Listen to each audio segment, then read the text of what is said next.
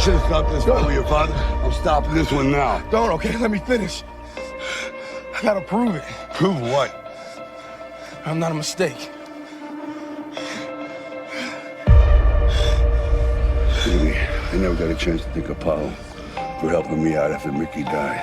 But it's nothing compared to what you've done. You taught me how to fight again. I'm gonna go home and I'm gonna fight this thing. But if I fight, I want you to fight too. I want you to go across this ring and knock that son of a bitch down. Can you do it? You'll be less than, you'll be a fucking loser if you don't. I can't leave the gym. You won. You fucking won. When you walk out of here today, you know, you've won. Imagine walking out the door a loser.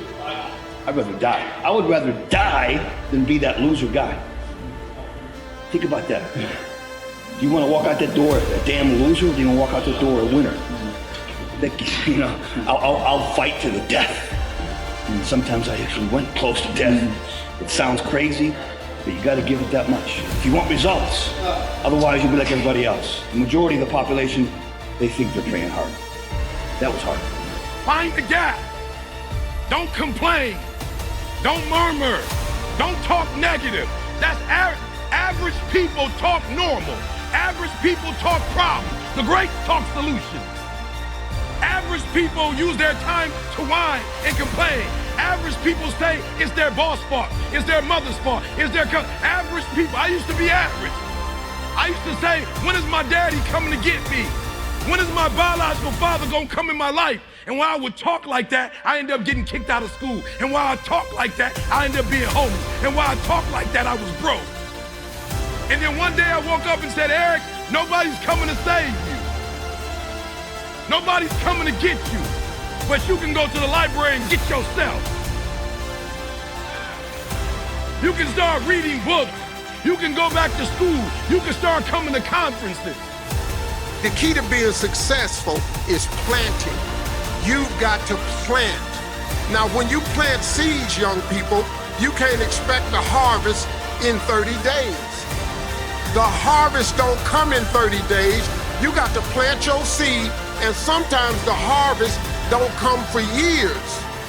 Everything is not instant. So here's what I do. I get a row and I drop seeds in the ground. Then I go back and I cover them up with dirt. Because the dirt, you need the dirt.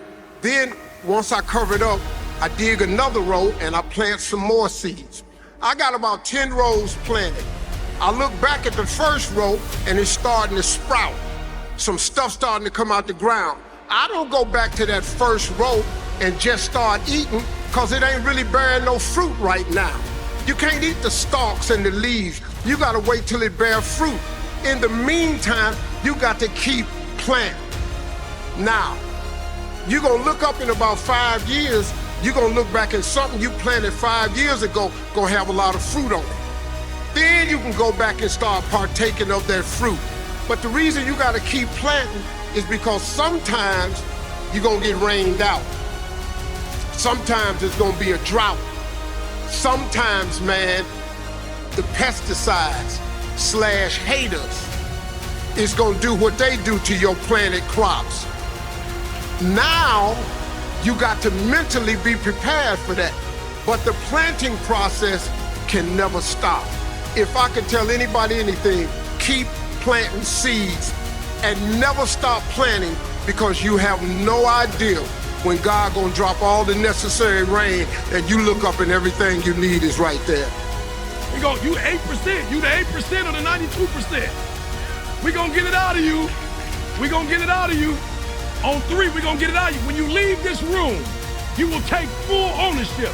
And the reason why I say it's my fault, even when it's not my fault, because when I say it's your fault, I give you power. I give you control over my life. And I will never give another human control over my life. It's my fault. It's my problem. I'm coming up with the solution for it. It's my fault. It's my problem. It's my solution. I'm taking ownership.